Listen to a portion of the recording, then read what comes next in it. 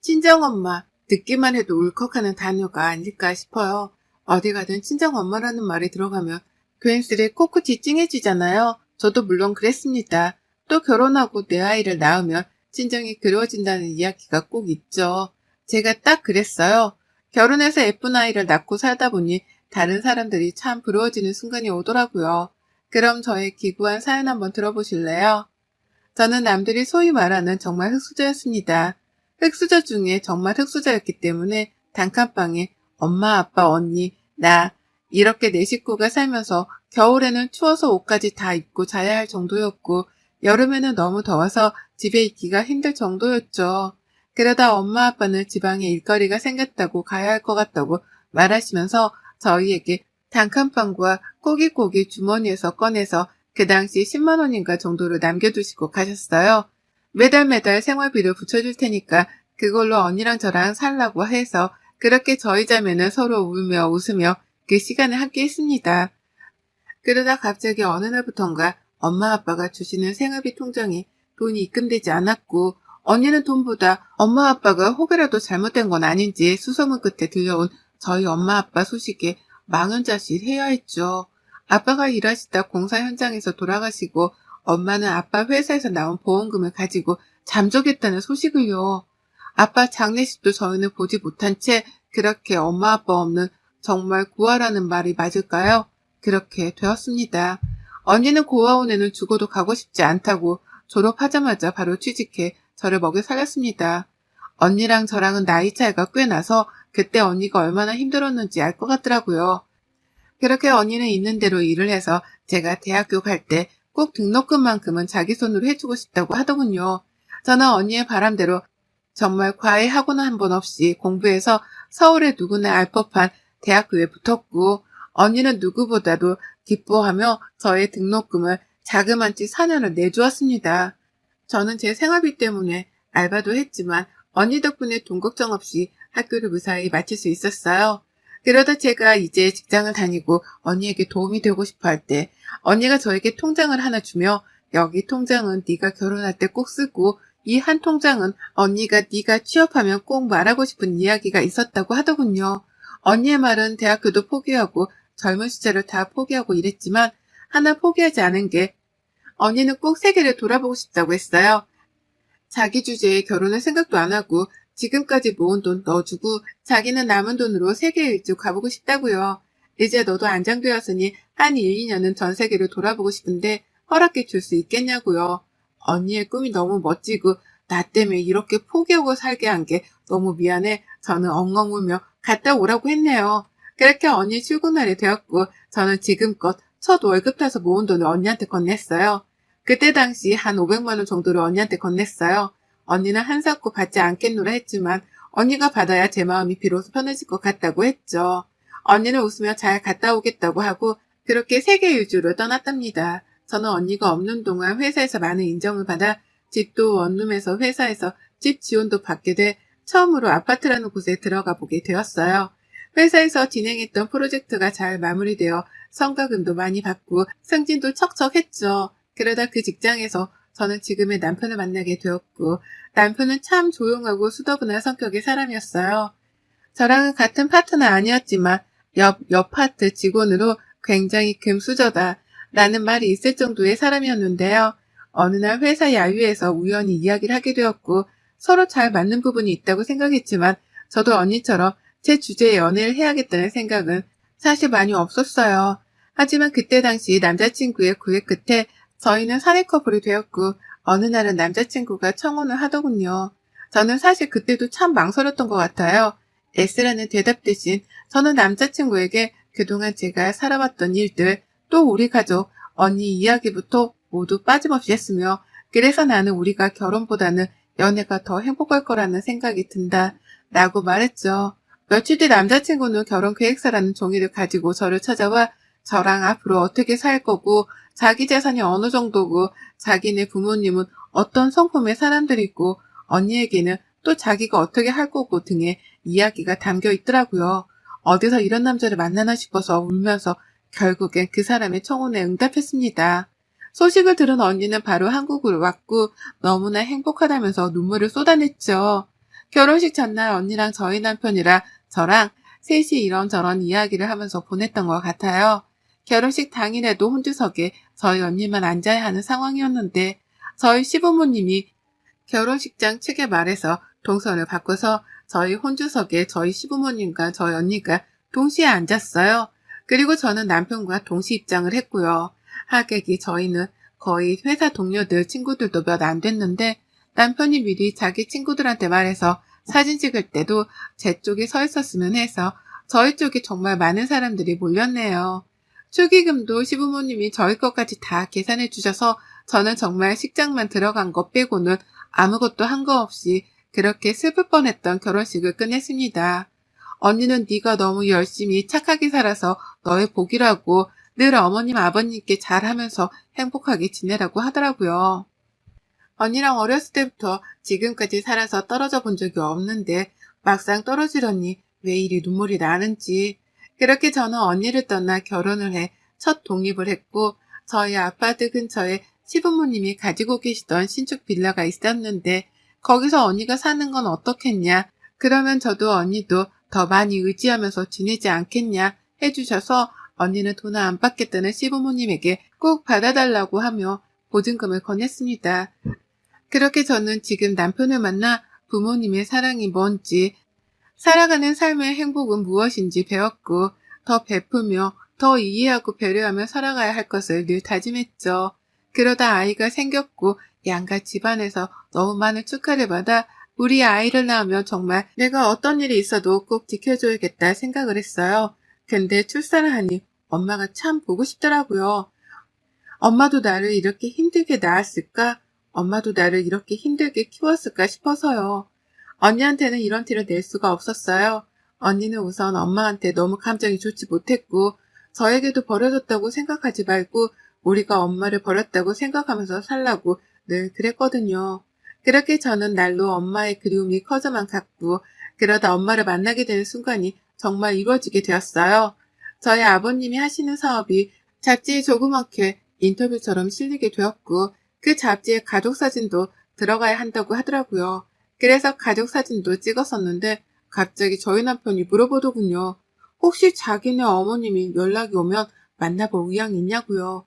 제가 엄마를 너무 그리워하던 걸 아는 남편이 아빠를 취재한 그 잡지사에서 거기 며느리가 우리 딸인 것 같다고 연락처를 알려달라고 했다는데 만나봐야 어떤지 알겠지만 우선 너 생각이 어떤지 아빠가 물어보라고 하시길래 라고 하더군요.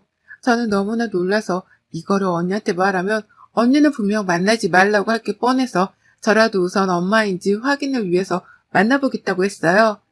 엄마를 만나는 당일이 되고 떨리는 마음을 가다듬고 카페에 앉아있는데 한눈에 봐도 우리 엄마가 맞다는 걸 알겠더라고요. 엄마를 보며 눈물부터 나는데 엄마는 저에게 미안하다고만 반복했어요. 아빠가 그렇게 되고 너희를 찾아가려고 했는데 용기가 나지 않았고 너무 그때 사는 게 힘들어서 그랬다고요. 다시 너희를 찾으러 갔을 땐 벌써 그 동네를 떠난 뒤여서 찾을 수 없다가 이번에 우연히 지인한테 들어 연락해 봤다고요. 언니 이야기를 물어서 언니한테는 아직 말을 안 해서 모른다. 그래서 저만 먼저 나온 거라고 했죠. 그렇게 언니 몰래 엄마와 저의 만남은 굉장히 많았어요. 엄마는 지금 지방에서 조그맣게 장사를 하고 있고 혼자 살고 있다고 하더라고요. 저희 애기도 보러 오시고 사실 저희 시부모님이 정말 저한테 부모님 같은 분이시거든요. 저 결혼할 때도 또 결혼 후에도 정말 엄마 아빠처럼 해주셔서 저희 언니도 월급 타면 저희 시댁에 가서 맛있는 거 사드리고 어머님 아버님 며느리라고 생각 안 하고 딸도 얻었다고 생각할 정도로 잘해주셨어요. 언니도 누군가에게 마음을 쉽게 주는 사람이 아닌데 어머님 아버님한테는 정말 늘 잘하려고 노력하고 정말 딸처럼 저 없이도 셋이 밥 먹고 놀러 갔다 온 적도 정말 많거든요. 시댁이 저희 남편이 외동이라 자식들 많았으면 늘 했는데 저희가 들어와서 그런 걱정 없다면서 정말 잘해주시는데 괜히 죄송해지더라고요. 그래도 저는 정말 엄마가 그리워 엄마랑 만나는 지금이 참 행복했어요. 그래서 어머님이 언니랑 같이 쇼핑 가자고 하면 저만 안 가고 했거든요. 엄마 만나야 해서요. 그렇게 저랑 엄마만 만난 지 한 반년이 흘렀을까요? 어느 날에는 엄마가 울면서 전화가 온 거예요. 갑자기 가게에서 보증금을 높여달라고 하는데 자기는 그럼 어디로 가야 하냐면서 그러길래 엄마가 그러는데 모른 척 할 수가 없어서 제가 가지고 있던 돈을 드렸어요. 엄마는 다시 꼭 갚겠다고 자기가 어떻게 딸 돈을 쓰겠냐면서 그러시더라고요. 그리고 나서 몇 번은 더 엄마가 생활비가 없다고 해서 가지고 있는 돈을 다 드리기까지 했어요. 근데 그 액수가 점점 더 커지더라고요.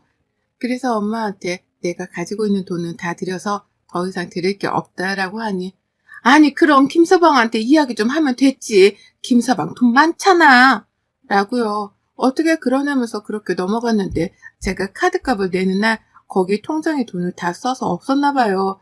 그래서 전화가 왔는데 남편이 제가 씻는 동안 받았나 봐요. 그래서 알게 됐죠. 우선 미납된 거니까 남편이 입금하고 저한테 무슨 일 있냐고 차분히 물어보더군요. 여보, 무슨 일 있어? 내가 생활비 부족하게 주는 거야? 카드값까지 밀릴 정도면 말을 하지 그랬어. 나는 여보가 말을 안 하길래. 아니, 그게 아니라 엄마가 너무 삶이 힘들다고 하길래 내가 몇 번 도와드렸는데 계속 부탁을 하셔가지고. 그런 일이 있었으면 나한테 말을 해야지. 왜 혼자 끙끙 앓았어? 처음도 아셔? 아니, 언니는 모르지. 언니 알면 내가 엄마한테 돈 빌려준 걸 알면 안 돼. 아, 우선 지금 필요한 돈이 있는 거야? 우리 모으던 거 깨서 우선 드려.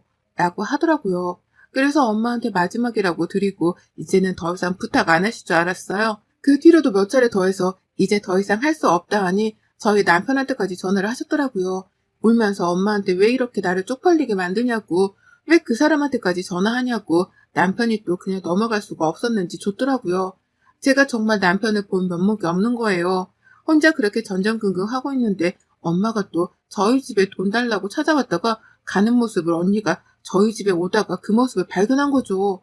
이게 무슨 일이냐고 언제부터 엄마랑 연락했냐고 하니까 제가 좀 되었다고 하니 정말 언니한테 처음으로 세상에서 처음으로 뺨을 맞았어요. 언니가 그런 일이 있는데 왜 말 안 하고 지금까지 숨겼냐고. 내가 너한테 엄마 찾지 말란 걸 그만한 이유가 있다고 하면서요.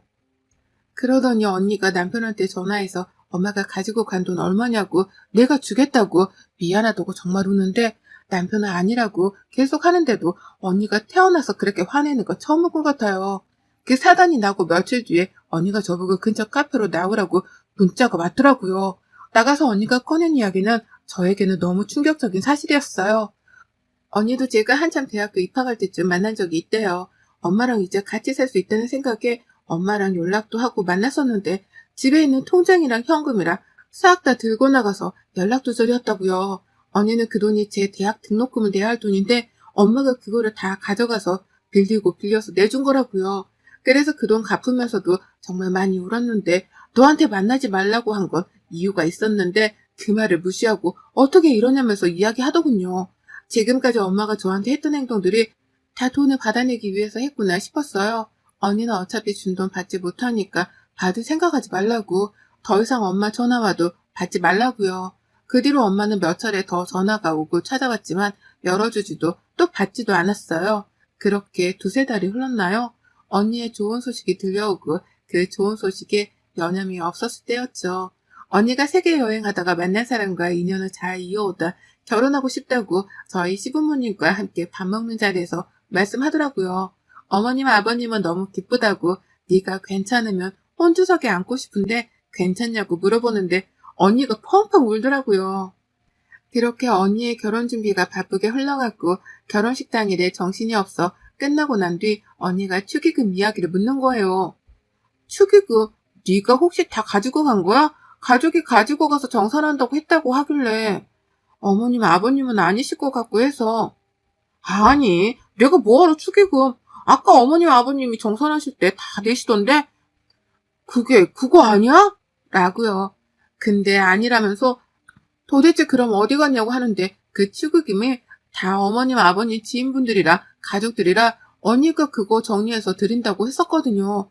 그래서 도대체 누가 그랬는지 싶어서 식장에 가서 CCTV를 돌려보니 낯익은 얼굴이 있더라고요. 저희 엄마였어요. 엄마가 언니 결혼식을 어떻게 알았는지 와서 식 끝나고 축의금 정산할 때 자기가 엄마니 정산한다고 하고 다 가지고 간 거였더라고요. 언니는 그거 보자마자 경찰에 신고한다고 하고 어머님 아버님도 경악을 금치 못하고 저나 남편도 마찬가지고요.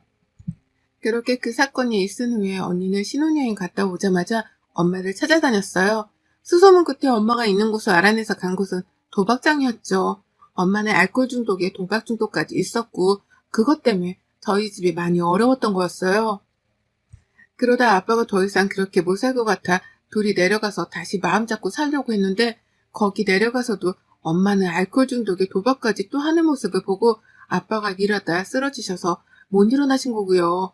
언니는 엄마를 보자마자 깽판을 치고 소리치면서 엄마가 사람이냐고, 어떻게 딸 결혼식에 와서 축의금을 다 가지고 가냐고, 그게 어떤 돈인데 엄마가 진짜 사람이면 이렇게 안 한다고, 동물도 자기 자식 유할 줄 안다는데 엄마는 동물만도 못한다면서 언니의 그런 모습을 저는 생전 처음 본 것 같아요. 엄마는 낳아주고 키워줬더니 그 값을 못한다면서 돈이라도 더 가지고 오지, 돈도 안 주고 그딴 얘기 할 거면 꺼지라고요. 언니는 당장 그 돈 내놓으라고 하니까 벌써 다 쓰고 없대요. 야, 니네 시댁 알아보니까 뭐 알부자라고 하더구만. 니네만 잘 살고 이 어미는 나가 죽으라는 거냐? 돈이라도 가지고 와서 이야기하면 또 몰라. 엄마는 자기는 잘못이 전혀 없으니 더 이상 이야기하지 말라는 듯이 말하고, 언니는 그게 말이 되냐면서 화내고, 그렇게 언성이 높아져 제가 언니를 끌고 집으로 왔어요. 그리고 시댁으로 가서 우리 집이 사실 이런 상황이 이렇게 되었다고, 죄송하다고, 정말 축의금은 다시 돌려드리겠다고 언니가 고개 숙이니 어머님이 우시면서 언니를 꼭 안아주시더라고요.